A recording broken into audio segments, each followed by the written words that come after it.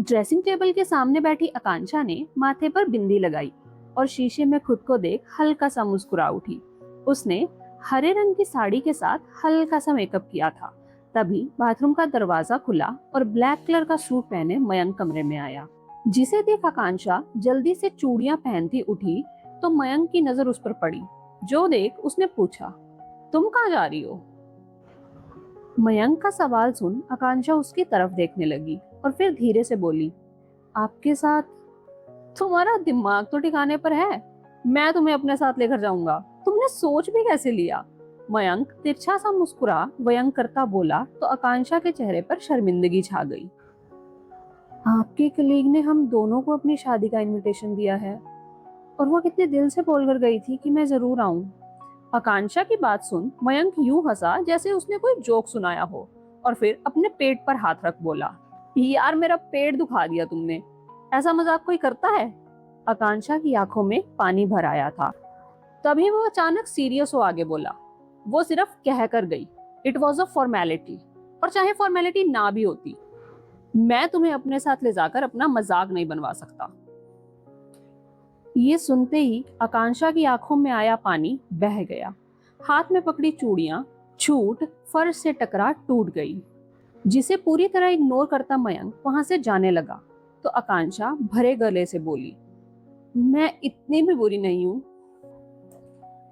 मयंक के कदम ये सुनते ही रुक गए और चेहरे पर गुस्सा लिए वो मुड़ा और बोला, मेरा मुंह मत खुलवाओ आकांक्षा।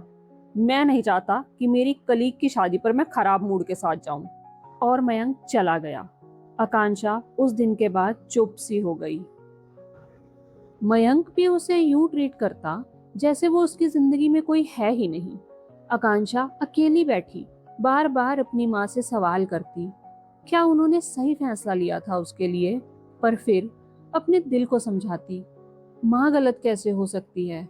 और कामों में लग जाती। उसे लग रहा था कि शायद समय के साथ सब धीरे धीरे ठीक हो जाएगा। मयंक को उसकी खूबियां दिखने लगेंगी तो उसके दिल में उसके लिए जगह बन जाएगी। ये सब सोचती आकांक्षा अपना सारा काम निपटा ध्यान बटाने के लिए फोन पर अपना पसंदीदा शो देखने लगी। पर आज के एपिसोड ने उसे रिलैक्स करने की बजाय और परेशान कर दिया। वो उठी और अपने आप को आईने में देखने लगी। उसे खुद पर आईना हंसता नजर आया। उसे आईने में अपनी नहीं, सौम्या की तस्वीर नजर आने लगी, जिसकी सुंदरता का ताना मयंक कई बार आकांक्षा को मार चुका था। और दिमाग में अभी देखे शो की लाइंस घूमने लगी, आदमी को औरतें खूबसूरत ही अच्छी लगती हैं।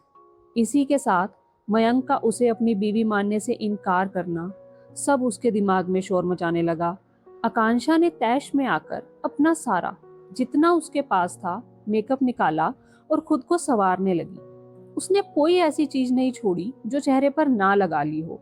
चेहरा भयानक दिखने लगा क्योंकि उसे मेकअप नहीं आता था, पर वो फिर भी चेहरे पर पाउडर पोते जा रही थी, तब तक जब तक वो टूट कर रोने लगी और चिल्लाते हुए कहने लगी, क्या प्यार सिर्फ सुंदरता से होता है? क्या प्यार सिर्फ सुंदरता से होता है? क्या प्यार सिर्फ सुंदरता से होता है? शाम ढल गई थी। सूरज की पीली रोशनी पर्दों से छनकर जमीन पर सो गई आकांक्षा के ऊपर पड़ रही थी। जब कॉल से उसकी नींद खुली, देखा तो सुमन आंटी की कॉल थी। वे रोज इस वक्त कॉल किया करती थी और आकांक्षा को प्रोत्साहित करती मयंक का दिल जीतने के लिए। ये सब सुनते हुए आकांक्षा को लगभग 30-35 दिन होने को आए थे। आज भी सुमन आंटी ने उसे समझाया और फोन रख दिया। आकांक्षा ने फोन वापस रख मुड़ शीशे में देखा तो उसका चेहरा पाउडर के कारण पूरी तरह सफेद था। वो उठी, अपना मुंह धोया और सब बिखरा सामान समेट अपने आप से बोली, प्यार सिर्फ देह से नहीं होता, मैं ये साबित कर दूंगी। उसने बड़े दिल से मयंक के लिए खाना बनाया और टेबल पर लगा उसका इंतजार करने लगी। मयंक आया तो डिनर के बाद आकांक्षा ने उससे पूछा, कैसा था खाना? खाने जैसा, मयंक ने बड़ी बेरुखी से जवाब दिया। बेचारी आकांक्षा का मुंह जरा सा रह गया। मयंक उठ चला गया तो आकांक्षा ने बर्तन समेटे और फिर मयंक के पास बैठ पूछने लगी, नीचे वॉक करने चले? मेरा दिमाग मत खाओ, मैं बहुत थका हुआ हूं। मयंक ने चिढ़कर कहा तो आकांक्षा के चेहरे की मुस्कान फिर से फीकी पड़ गई। वो धीरे से आगे बोली, मैं बस चाहती हूँ कि हम थोड़ा समय साथ बिताएं ताकि एक दूसरे को जान सकें, पर मैं नहीं जानना चाहता तुम्हें। मयंक उठ चला गया। आकांक्षा वहीं बैठी रह गई। दिन बीत रहे थे और उन दोनों के बीच बढ़ती दूरियां बढ़ती ही जा रही थी। पहले तो मयंक ही उसे देखना नहीं चाहता था, पर अब तो उसने भी खुद को शीशे में देखना बंद कर दिया था। वो अपना अब बिल्कुल भी ख्याल नहीं रखती। सारा दिन घर के कामों में गुथी आकांक्षा अपने आप को खोती जा रही थी। बिखरे बाल, काले घेरों से घिरती जा रही आंखें, रूखी होती त्वचा। उसे देख कोई नहीं कह सकता था कि वो 4 महीने की नई नवेली ब्याहता है। सब्जियां खरीद कर लाई आकांक्षा ने सामान किचन में रखा और पानी पीने लगी तो घंटी की आवाज आई। जो सुन आकांक्षा ने पानी का भरा फोटो के पास लाया ग्लास वहीं किचन पर छोड़ा और दरवाजा खोला तो सामने सुमन जी अपनी बहन के साथ खड़ी थी। आकांक्षा उन्हें यूं अचानक देख हैरान थी तो वहीं सुमन जी उसकी हालत पर। आकांक्षा ने उनके पैर छुए और दोनों अंदर आ गई। जहां मौसी सास अंदर आती बोली, बहू ये क्या लिया बना रखा है अपना? एक तो तुम पहले ही हमारे लड़के के मेज की नहीं हो और ऊपर से ऐसी बनकर रहती हो। वो जरा कामों में लगी थी तो आप बैठिए, मैं पानी लाती हूँ। आकांक्षा ने बिना किसी भाव के कहा और किचन में पानी लेने चली गई। आज उसकी आंखों में नमी नहीं थी क्योंकि रोज रोज अपने पति के मुंह से ये सब सुन अब वो पक गई थी। उसने 2 गिलास में पानी डाला और ले आई। सुमन जी उसे माथे पर बल डाले देख रही थी। आकांक्षा ने उन्हें पानी दिया और फिर, मैं मयंक को फोन करके बता देती हूँ कि आप आए हैं। क्या है, मयंक को फोन करने चली गई और हमेशा की तरह आज भी मयंक ने उसका फोन नहीं उठाया। वो वापस आ उनके पास बैठी तो मौसी सास ने उसे उसकी एक एक कमी गिनवाना शुरू कर दिया। आकांक्षा चुपचाप सब सुन रही थी और सुमन जी भी कुछ नहीं कह रही थी। रात को डिनर पर आज मयंक खुश था क्योंकि माँ और मौसी खुशखबरी के साथ आई थी। शादी की खुशखबरी। मौसी की बेटी की शादी तय हो गई थी। डिनर के बाद सब अपनी अपनी जगह सोने चले गए।